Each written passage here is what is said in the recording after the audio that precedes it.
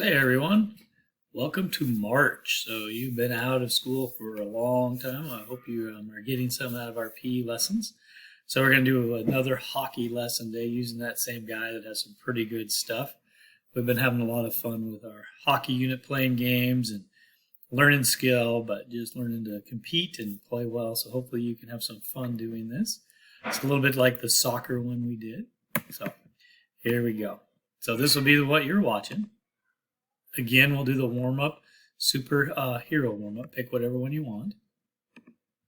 And then we have a one called rock, paper, scissors. So we do Calvin Ninja Bear Fitness. This is rock, paper, scissors fitness. So you play against the computer, and depending on what happens, depends on how much you have to do.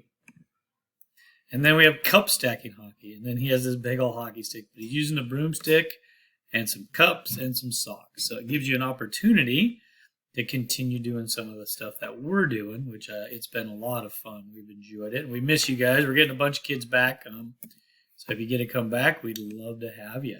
But welcome to week 2 of hockey, and I hope you enjoy. I'm kind of halfway there, aren't I? I hope you enjoy the lesson as much as we have. All right.